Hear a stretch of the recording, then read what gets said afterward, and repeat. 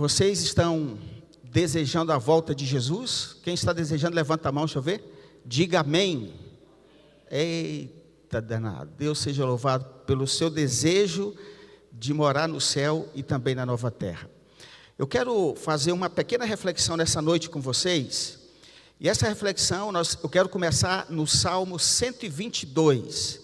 Eu quero convidar você que abra a sua Bíblia, você que está aqui na igreja, e você que está aí nos assistindo pela internet, se você puder também pegar a tua Bíblia, Salmo 122. Salmo 122. Este salmo é mais um dos chamados Salmo dos Peregrinos. E este salmo, ou este cântico, ele registra aqui a decisão do poeta, do salmista, de ir adorar ao Senhor no templo. E eu quero conversar um pouquinho com vocês sobre esse assunto aqui, ok? Aqui na igreja, quem já achou, diga amém. Ok, você que está em casa, se você já achou o texto também, é um texto muito conhecido de todos nós, Salmo 122, e eu quero ler o verso 1 e também o verso 2, ok? Salmo 122, versos 1 e 2. Muito bem, o verso 1 diz assim, alegrei-me quando me disseram o quê? Vamos à casa de quem? Do Senhor. E aí o verso 2 diz assim, pararam os nossos pés junto às tuas portas, ó o quê? Jerusalém. Pergunta, de fato o povo estava indo para a casa do Senhor, para a igreja, para o templo, ou aquela multidão estava indo para Jerusalém? O que é que vocês me dizem? Alô? Tem alguém na linha aí ou não? Para onde esse povo estava indo? Era para a casa de Deus, era para a igreja adorar o Senhor, ou eles estavam indo para Jerusalém? Ei, você que está na internet aí, o que é que você acha? O povo estava indo para onde? Para Jerusalém, para o templo, para a igreja, para onde? Olha só, o salmista diz assim, ele começa dizendo assim, alegrei-me quando me disseram, o quê? Vamos à casa do Senhor. Então, por esse texto, eu e você podemos imaginar que eles estavam indo para a igreja, para o templo. Só que no verso 2 diz assim, pararam os nossos pés junto às tuas portas, ó o quê? Ó Jerusalém. Aí agora ficou confuso, de fato, eles estavam indo para a igreja ou para Jerusalém? A resposta é muito simples, eles de fato estavam indo para Jerusalém. O que tinha lá em Jerusalém, você sabe ou não? Tinha o quê? Tinha o templo, correto? Lá existia o templo, lá existia a igreja, lá em Jerusalém era o lugar onde o povo, eles iam para adorar quem? A Deus, correto? A Deus. Imagine comigo, olha aqui, imagine comigo aquela multidão, olha aqui, a multidão caminhando em direção a Jerusalém. Era uma grande multidão. Muitas e muitas pessoas, homens, mulheres, crianças, adolescentes, jovens, juvenis, e eles caminhavam dias e dias, e eles iam cantando, eles iam felizes. Agora, olha que interessante, no meio da grande multidão, olha isso aqui, no meio da grande multidão, alguém notou que lá fora tinha alguém observando a multidão, e alguém de dentro da multidão disse assim, você que está nos olhando aí, vem, se junte a nós, vamos para a casa do Senhor. E aí o salmista, ele começa o seu salmo expressando essa alegria. Ele disse que quando ele recebeu esse convite, o seu coração ficou alegre, porque ele iria também junto com aquela multidão para a casa do Senhor. Ele ia também para Jerusalém, ok? Você sabe, eu imagino, que Jerusalém, até hoje, é uma cidade muito exaltada, muito valorizada. Para você ter uma ideia, as 3 principais religiões do mundo hoje têm Jerusalém como a sua cidade principal. Não sei se você sabia disso. Por exemplo, o judaísmo. O judaísmo tem Jerusalém como algo muito importante. Veja, o cristianismo, para nós cristãos, Jerusalém tem o seu valor, tem a sua importância. E também para o islamismo, Jerusalém é uma cidade muitíssimo importante. Agora, olha só, para os judeus, por que Jerusalém é importante? Sabe por quê? Porque é o lugar do templo e é a capital da nação. Então, para os judeus, Jerusalém é tudo. É uma cidade, é a cidade mais importante para eles. É interessante que para nós, os cristãos, veja, Jerusalém tem a sua importância por quê? Porque foi lá, olha isso aqui, foi lá o principal cenário do sofrimento, da morte, da ressurreição e da ascensão de Jesus para onde? Para o céu. Ok? E para o islamismo, para o Islã, veja, para os muçulmanos, Jerusalém é importante porque é o lugar tradicional da ascensão de Maomé ao céu. É por isso que para o Islã, para os muçulmanos, eles brigam, eles querem também Jerusalém como a sua principal cidade. Agora, veja só, nesse momento da história, o salmista é convidado a ir a Jerusalém.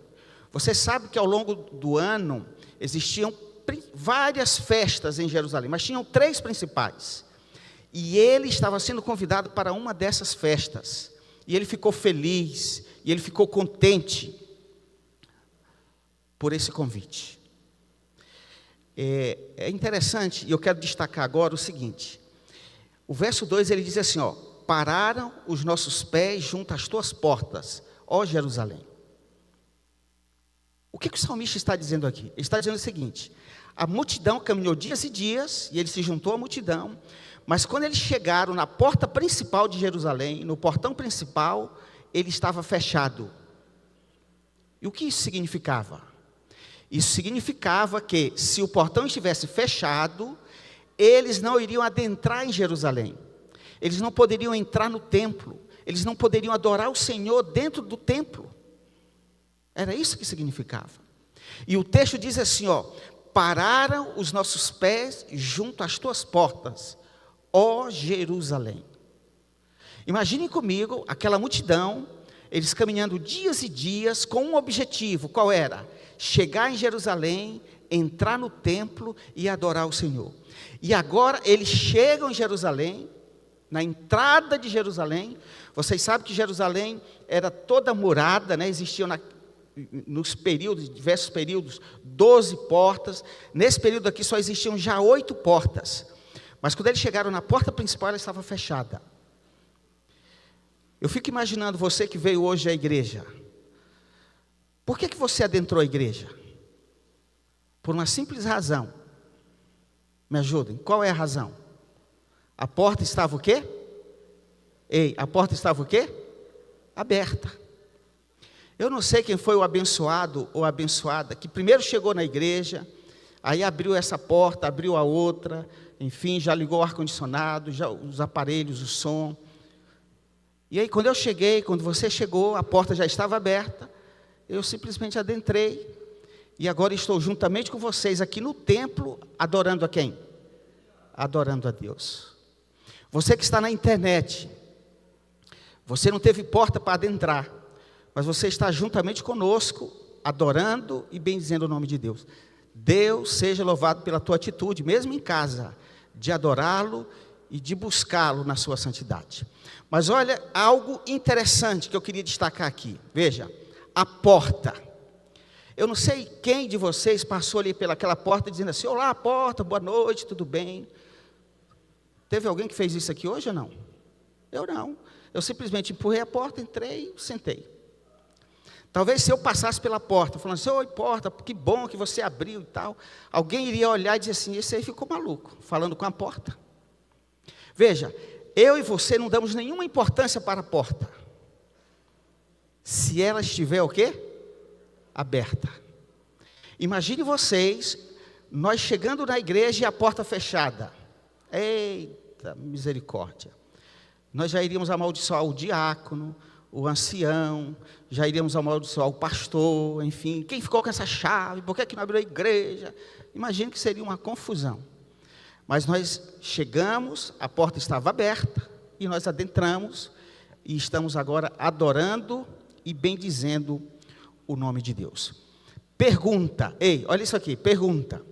Esta porta que aparece no Salmo 122, falando ali da porta principal de Jerusalém, era uma porta literal, existia a porta, tinha realmente a porta, ou a Bíblia está usando aqui um simbolismo? O que é que vocês me dizem?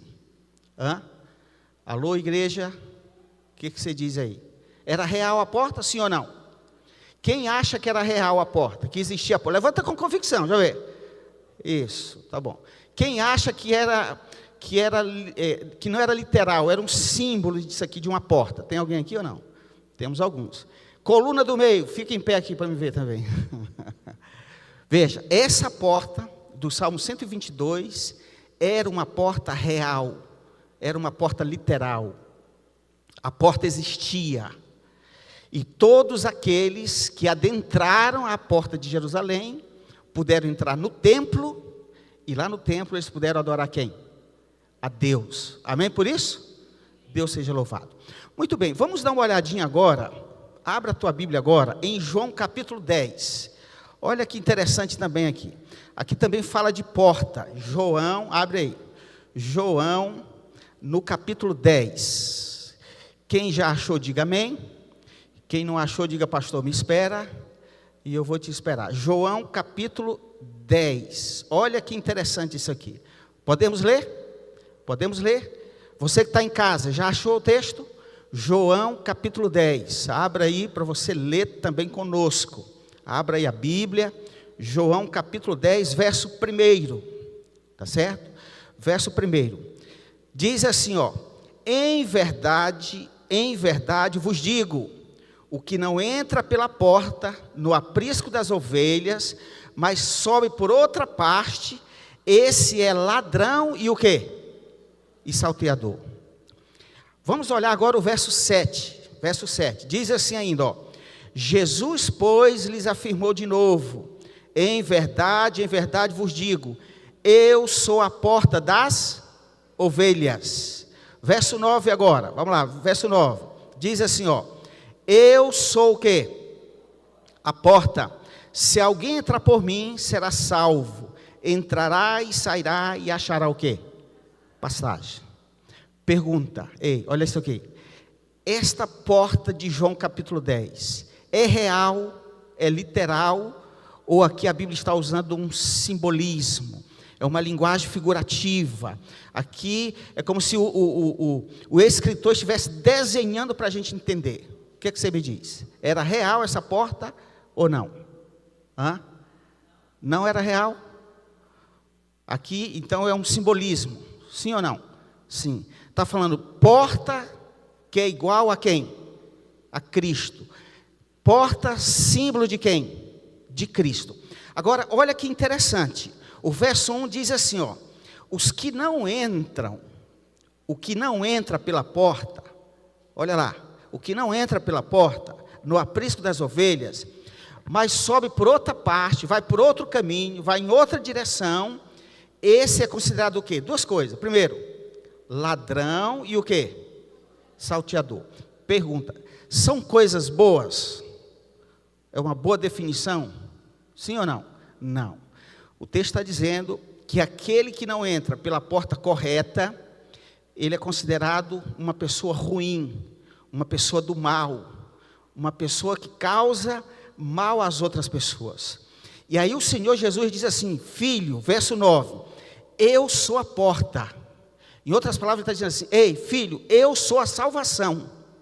É isso que ele está dizendo. E ele diz assim, se alguém entrar por mim, se você me aceitar, se você me obedecer, você será o quê? Salvo. Amém, irmãos? Olha que promessa linda do Senhor. Ele diz assim, você será salvo. Outra coisa, você vai entrar e você vai sair, e ele diz o quê? E o que mais? E você achará o quê? Pastagem. Em outras palavras, o Senhor está dizendo assim, filho, ei, Se você me aceitar como Senhor, como Salvador da tua vida, fica tranquilo. Se você for obediente, fica tranquilo. Não vai faltar nada para você. Eu vou completar aquilo que você não consegue. Eu vou fazer na tua vida aquilo que você não consegue. Eu vou preencher o vazio do teu coração. Posso ouvir um amém dessa igreja ou não? Essa é a promessa de Deus para mim e para você. É isso que o Senhor está dizendo. Ele está dizendo assim: eu sou a porta. Em outras palavras, ele está dizendo assim: você precisa me notar, você precisa me enxergar. Aqui, eu e você, nesse caso aqui, veja, isso aqui é uma linguagem figurada. Aqui é um simbolismo. Mas eu entendo e você entende. E ele diz assim: tem muita gente que está indo pelo outro lado, pelo outro caminho, vivendo de forma que não me agrada, fazendo coisas que no final vai dar errado. Eu sou a porta. A porta de João, no capítulo 10, é uma porta simbólica, porque na realidade essa porta é a pessoa linda e maravilhosa de quem? De Cristo Jesus. De Cristo Jesus. Geralmente termina que horas aqui no domingo? Só para me basear aqui.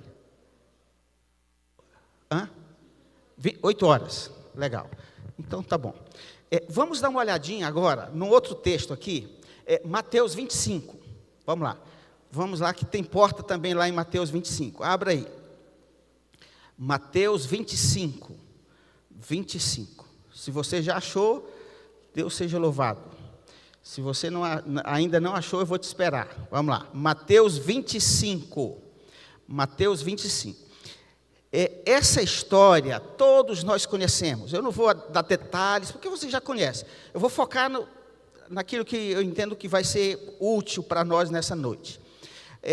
O capítulo de 1 até o 13, conta aí uma parábola de quem? Me ajudem. Das virgens. Eram quantas virgens? 10 virgens. Me ajudem. Quantas dormiram? Alô, quantas? Todas dormiram. Quantas tinham azeite? Quantas? Todas. Quantas tinham azeite em reserva? Aí já foi diferente. Aí era só 5. Muito bem. Mas olha que coisa interessante. O que aconteceu? O noivo, diz o texto aqui, fez o que o noivo? Supostamente, na cabeça delas, o noivo fez o quê? Ele tardou. Não é isso? Ele demorou. Como elas estavam cansadas, elas fizeram o quê? Elas dormiram. Veja, o pecado dessas jovens não foi o fato de dormir. Não. Então, isso, pode dormir, está tudo certo. Desde que durma o quê? Preparado. Desde que tenha azeite suficiente. Quando nós pensamos em azeite, na profecia, é símbolo de quê isso aqui? Só me ajuda, é o quê? Do Espírito Santo. Então, olha que interessante, o Senhor está dizendo assim: filho, ei, você que já me conhece, busque diariamente para você ter a reserva, tá certo? Se você se atrapalhar, se você dormir, se você se equivocar, se tiver reserva, dá tudo certo. Agora, se não tem reserva, se não busca, se não conhece, se não tem intimidade, certamente vai dar errado. Aí, olha o verso 3. Vamos ver aqui, o verso 3 diz assim, as nércias, as loucas, ao tomarem as suas lâmpadas, não levaram azeite o quê? Consigo. Vamos ver agora o verso 6. O verso 6 diz assim, mas à meia-noite ouviu-se um grito: eis o noivo, saía ao seu encontro. Verso 10 diz assim: e saindo elas para comprar, chegou o noivo, e as que estavam apercebidas entraram com ele para as bodas, e fechou-se o quê? Fechou-se o quê? A porta. Olha que interessante. E aí o verso 11 diz assim: mais tarde chegaram as virgens loucas, as nércias, clamando: Senhor, Senhor, abre-nos o quê? Ei, apareceu o que agora nesse texto aqui? A porta. Pergunta: essa porta é literal ou é simbólica? Alô? É literal ou simbólica? É simbólica. E simboliza o que, pastor, aqui? Essa porta simboliza as oportunidades que Deus tem dado a mim e a você. Essa porta aqui simboliza a porta da graça, que em algum momento vai o quê? Vai fechar. E olha que interessante, quando elas despertaram, alguém gritou, olha, o noivo está chegando, corram, tal, que elas despertaram, elas perceberam que não tinham azeite suficiente, e elas tentaram negociar com as outras, divide aí, vamos lá, tal. Eu disse, não, se a gente dividir, aí fica pior, nem vocês, nem nós, não, a minha reserva não vou dividir com ninguém, corre lá no comércio e compra. Aí diz que quando elas saíram, ei, olha isso aqui, quando elas saíram, a porta fez o quê? Alô, a porta fez o quê? Fechou. Irmãos queridos, isso aqui é muito triste. As oportunidades, em algum momento, elas vão o quê? Elas cessarão. Hoje Deus deu a mim e a você a oportunidade de estar na igreja. Olha que bênção. Você sabia que nós temos vários países no mundo onde é proibido as pessoas irem à igreja adorar o Senhor Deus? Sabiam disso ou não? Outro dia eu ouvi uma história, achei interessante. Diz que tinha um missionário, que foi um desses países aí de perseguição aos cristãos e tal. E aí disse para um dos crentes desse país, olha, nós lá da América do Sul estamos orando por vocês. A gente entende que é muito difícil a vida de vocês. Aí o rapaz disse, vocês estão orando por nós? Mas por quê? Não, pela vida que vocês levam, a perseguição. Eu disse, não. Ore por vocês. Inclusive nós estamos orando por vocês lá da América do Sul. Mas lá está tudo em paz, é exatamente por isso mesmo. Me diga uma coisa, eu fiquei sabendo que lá na América do Sul, vocês têm templos lindos, grandes. É verdade, isso é verdade. Mas eu fiquei sabendo que o povo não frequenta as igrejas. É verdade mesmo? Ele falou, é verdade. Ele está vendo? É por isso que nós temos que orar por vocês. Eu fiquei sabendo que lá, em cada casa dos crentes, tem 5, 6, 7, 10 Bíblias. É verdade? É verdade. Ele disse, aqui, se o governo descobre uma, ele corta a cabeça. Então é uma luta. Cada família aqui, quando tem, são porções da Bíblia. Mas pense em algo que nós valorizamos. Pense em algo que todos os dias a gente lê. E vocês com 5, com 6, com 10 Bíblias, eu fiquei sabendo que vocês não leem a Bíblia, é verdade isso? Ele disse, infelizmente é verdade, está vendo? Então parem de orar pelo nosso povo aqui. Vocês têm que orar por vocês mesmos, e nós já estamos orando por vocês. Pensem comigo, o verso 13, o verso 11 diz assim, ó, o verso 12, melhor, diz assim, mas ele respondeu, em verdade vos digo que não vos conheço. Irmãos queridos, olha que triste isso aqui. Ei, olha que triste, veja.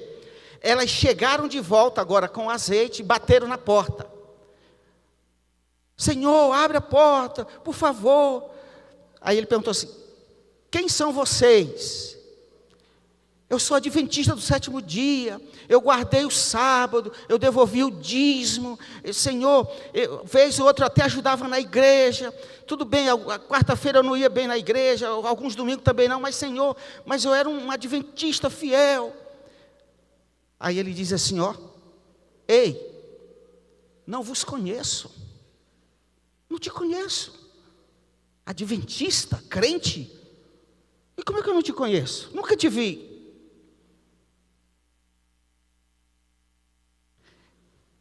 Essa é a situação de muita gente nos dias de hoje. Sabiam disso? Infelizmente. É crente nominal, tem nome de crente, alguns até parecem com crente, mas não são conhecidos de Deus, não têm intimidade com Deus, não abrem a Bíblia, não oram, não buscam, não clamam. Essas jovens aqui, elas eram crentes, elas iam à igreja. Mas o Senhor está dizendo assim, em verdade vos digo, não vos conheço. Oh, meu irmão, que tristeza isso aqui, que momento difícil. Ei, vai se repetir isso aqui, sabia? Isso aqui vai acontecer novamente. Imagine o Senhor dizendo para alguns crentes, alguns cristãos: não te conheço, nunca te vi. De onde? Você nunca esteve na minha presença. Você não é íntimo da minha pessoa. Mas, Senhor, eu profetizei, eu fiz milagres, eu não sei o quê. Não te conheço. Essa porta que aparece em Mateus, no capítulo 25, na história das virgens, são as oportunidades que Deus tem dado a mim e a você. Ô meu irmão, você que está aí na internet, atenta para esse detalhe. Deus está falando conosco. Filhos, despertem. Filhos, acordem. Filhos, saiam da teoria. É isso que Ele está dizendo para mim e para ti.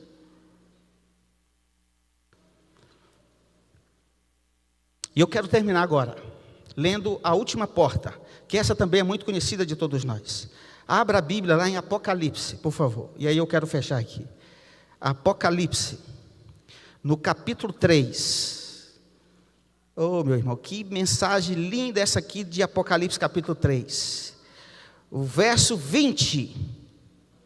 Verso 20. Busca aí. Apocalipse, capítulo 3, verso 20. Vamos lá. Quem já achou, diga amém. Vocês ainda estão por aí ou já foram? Vamos lá, 3:20. Eu queria que você pudesse ler junto comigo. Vamos ler aqui, está projetado ali na tela. Vamos ler o da tela ali, para a gente ler na mesma versão. Diz assim, ó, vamos lá. Eis que estou à porta e bato. Se alguém ouvir a minha voz e abrir a porta, entrarei em sua casa e cearei com ele e ele comigo. Fala de porta esse texto, sim ou não? Sim ou não? Que porta é essa? Ei, que porta é essa? Dá para entender que é a porta de quê? Do nosso coração. Aí eu te pergunto, e coração tem porta? Pastor, se tem porta eu não sei, mas eu entendi a mensagem. Você entendeu também a mensagem ou não? Eu entendi. Eu sei que meu coração não tem porta, mas eu entendi o que é que o Senhor está falando. E olha, quando eu olho esse texto, eu consigo ver 3 grupos de pessoas aí, de crentes, de filhos e filhas de Deus. Ele diz assim, ó, eis que estou à porta e faço o quê? E bato. Aí ele diz assim, ó, se alguém ouvir a minha o quê? Voz. Pronto, aí está o primeiro grupo. Qual é o primeiro grupo, pastor? São aqueles que não estão ouvindo a voz de Deus. Que ele diz assim, eis que estou à porta e bato. Se alguém ouvir a minha voz, então isso quer dizer o quê? Tem gente que não está ouvindo a voz de Deus. São pessoas que eles estão tão envolvidos nas coisas da vida, do mundo, as luzes, o brilho da vida, que eles não conseguem ouvir as coisas de Deus, as coisas espirituais. Ele não consegue ver a mensagem do Evangelho. Não consegue. E ele está perdido. Está perdido. Pergunta, esse grupo tem oportunidade de salvação, sim ou não? O que vocês acham? Tem ou não tem? Alô, igreja, tem ou não? Tem. Diga amém. Porque pode ser que um familiar meu ou seu esteja nesse grupo. Perdido. O mundo barulhento, é tanta coisa, tanta música, tanto brilho, que eles não conseguem ouvir a voz de Deus. Ei, olha isso aqui. Eles só vão ouvir a voz de Deus se for através de mim ou através de você. Sabia disso? Meu irmão, você que está na internet, olha isso aqui. Tem gente que só vai ouvir a voz de Deus. Ei, olha isso aqui. Se for através de você. Sabia disso? Vocês sabiam disso ou não? Pastor, e se eu não quiser ser esse instrumento de Deus para essas pessoas? Aí elas vão se perder. Aí elas vão queimar realmente. Você que escolhe, eu que escolho. Deus quer me usar como instrumento para ajudar a salvar essa turma. Eles não estão ouvindo. Eles não têm um modelo, eles não têm um instrumento para ajudá-los. Eles estão lá envolvidos com o mundo, com as coisas, com essa bagunça, esse barulho que é o mundo. Eles não estão nem aí para as questões espirituais. Para a igreja, negócio de crente, eles não estão nem aí. Mas Deus quer me usar e quer te usar e quer usar você, que está aí sentado nesse sofá, para quê? Para falar para essas pessoas. Isso é uma bênção. Deus quer me usar como instrumento de salvação para essas pessoas. Deus quer te usar também. Ok? Então esse é o primeiro grupo. Tá bom, pastor? Cadê o segundo grupo? Vamos ler de novo, nós vamos achar o segundo grupo. Diz assim, ó: eis que estou à porta e faço o quê? E bato. Aí ele diz assim: se alguém ouvir a minha voz e fizer o quê? E abrir a porta. Está aqui o segundo grupo. Cadê, pastor? São aqueles que não querem abrir a porta para Jesus. Eles estão ouvindo a voz, mas não querem abrir a porta. E tem gente que até abre a porta, mas não abre completamente. Imagina, se você abrir a porta ali para a gente entrar, e dependendo se você abrir só um pouquinho, dá para passar pela porta, sim ou não? Não dá. E tem crente fazendo assim. Sabe por quê? Esse grupo aqui, o segundo grupo, são crentes, são pessoas que já conhecem de Deus, que já ouviram falar de Deus, é gente que vai nas igrejas, sabiam disso? São pessoas que já foram batizadas, ou na igreja adventista do sétimo dia, ou em outras, essa turma toda. Só que o texto diz assim, ó: eles estão ouvindo a voz de Deus, eles até abrem a porta, mas não abrem completamente. Você já viu algum crente por aí assim ou não? Tem muitos. É aquele crente que bate no peito e diz assim: Senhor, até aqui o Senhor vem, daqui para frente eu deixa comigo. Não sei se você já viu algum crente por aí assim, algum adventista. São aqueles que começam a dizer assim: não, nós temos que atualizar a Bíblia. A Bíblia está muito desatualizada. O espírito de profecia está muito antiquado, é coisa do passado. Nós não vamos crer nesse negócio aí, não. Tem muitos crentes assim. Então, assim, ele abre até um...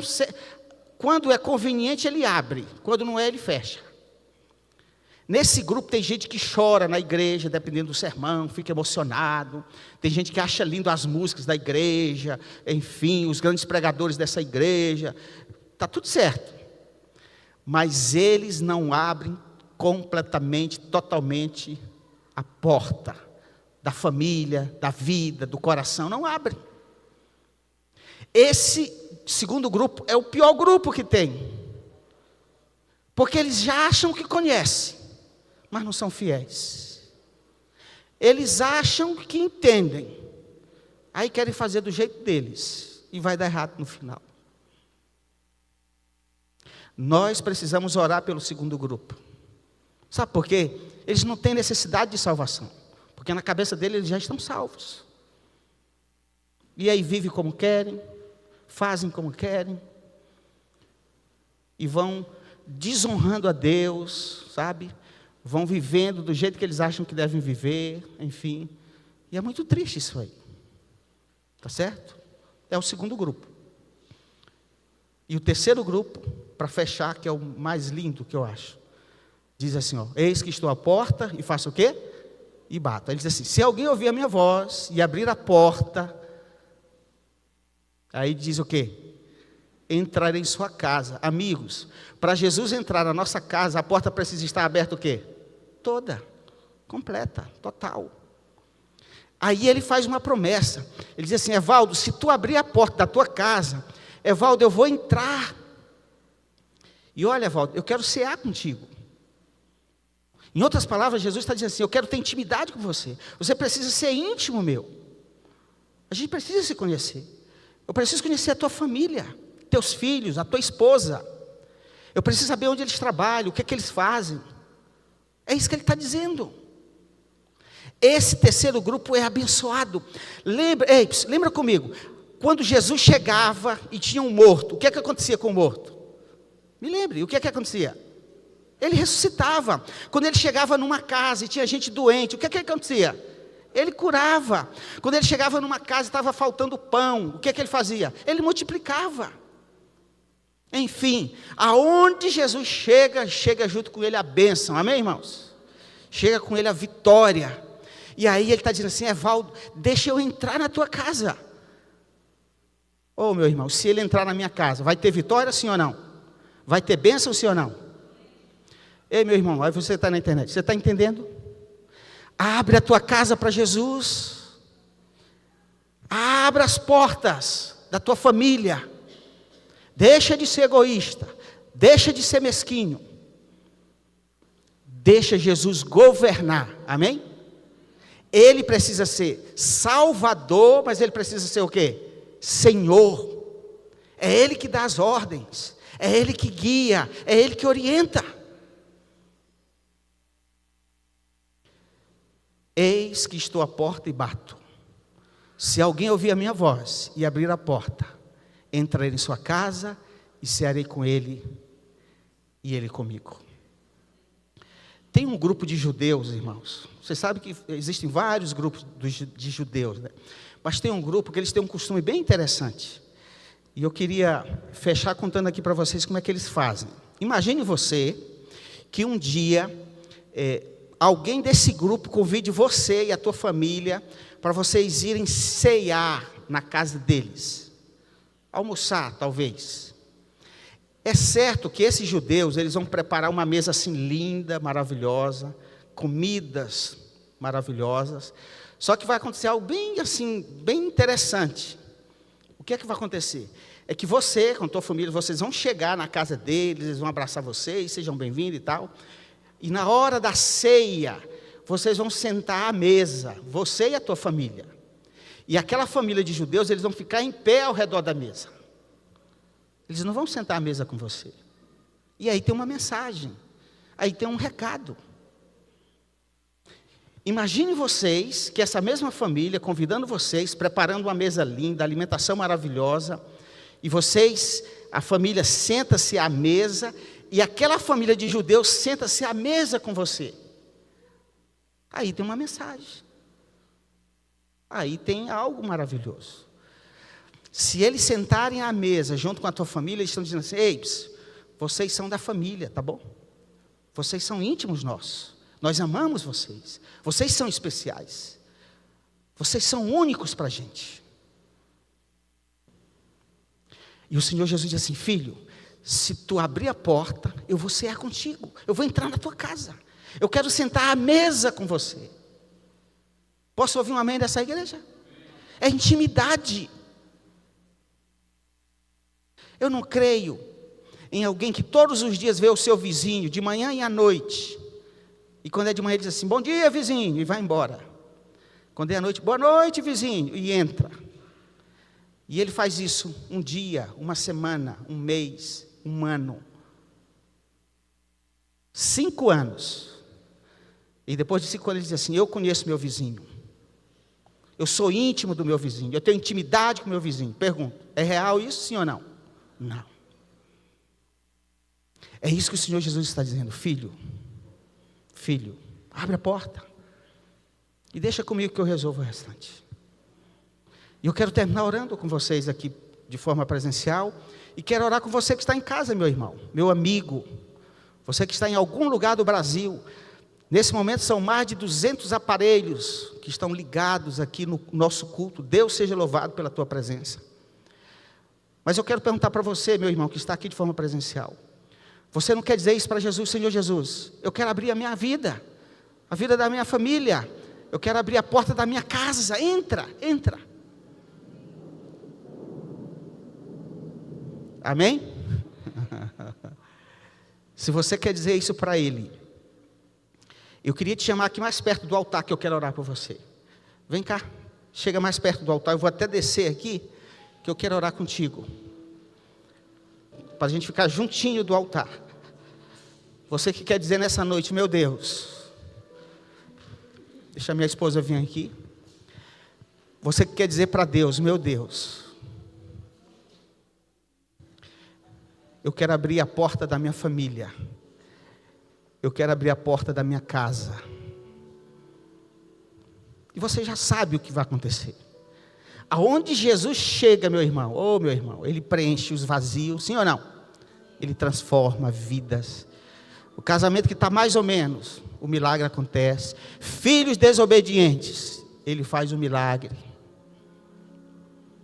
Nós estamos vivendo em dias difíceis. Paulo já diz isso, né? O povo está muito egoísta, muito arrogante, muito mesquinho, meu irmão. E sabe o que é que nós precisamos todos os dias? É estar no altar. É estar na presença de quem? De Deus. de Deus. E eu vou orar agora por mim, pela minha família, e quero orar por você. Meu irmão, você que está aí em casa, eu vou orar por ti também, tá bom? Se você puder agora juntar aí a família, ficar pertinho da esposa, dos filhos, se juntem agora aí. Você não está ficando louco não, é só para a gente orar, tá bom? Podemos orar? Eterno Deus, maravilhoso Pai, exaltado, honrado e glorificado seja o teu nome em toda a face da terra. Muito obrigado, meu Deus, porque nesta noite o Senhor tem falado ao meu coração e ao coração dos meus irmãos também.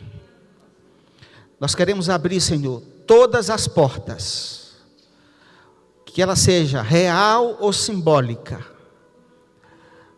mas principalmente nós queremos abrir o nosso coração, a nossa mente, a nossa casa, a nossa família, os nossos queridos, e queremos colocar diante do Senhor todos os dias.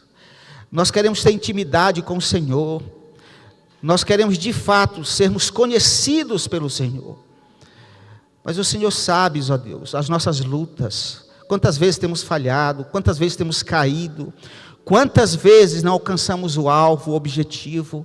Ó Deus querido, tem misericórdia de todos nós, Senhor, por favor, e nos ajude, meu Deus, a cada dia a viver e a fazer tudo de acordo com a tua boa vontade. Eu quero colocar os meus irmãos que estão aqui agora perto do altar e as suas respectivas famílias, meu Deus. Cuida de todos nós, por favor, e nos torne homens e mulheres segundo o teu coração. Mas eu quero colocar também, Senhor, a tua igreja que assiste através da internet. São mais de 220 aparelhos conectados, que pode ter uma pessoa ou mais pessoas. E eu quero colocar esses teus filhos diante de ti agora, Senhor. Se tem alguém que está distante de ti, se tem alguém que vive longe do Senhor, se tem alguém que não quer abrir ou não tem até hoje, não vem abrindo as portas, ó Deus, cuida desses teus filhos, converta a todos eles e nos faça, Senhor, a cada dia, filhos e filhas obedientes ao Senhor. Nós vamos sair agora da igreja, e os meus irmãos que estão em casa, mas nós queremos sentir a tua presença conosco, em todos os momentos das nossas vidas, Senhor. Cuida de nós, cuida das nossas famílias, nos dê uma boa noite, uma nova semana vai se iniciar novamente. Senhor, nós estamos concluindo este ano de 2024, esse é o último domingo deste ano, e daqui a pouco vamos adentrar em um ano novo, novas perspectivas, novas experiências. Ó Deus, por favor, tome a todos nós nos teus braços de amor e volta logo para morar no céu e na nova terra. É o que te pedimos, agradecidos em nome de Jesus. Amém.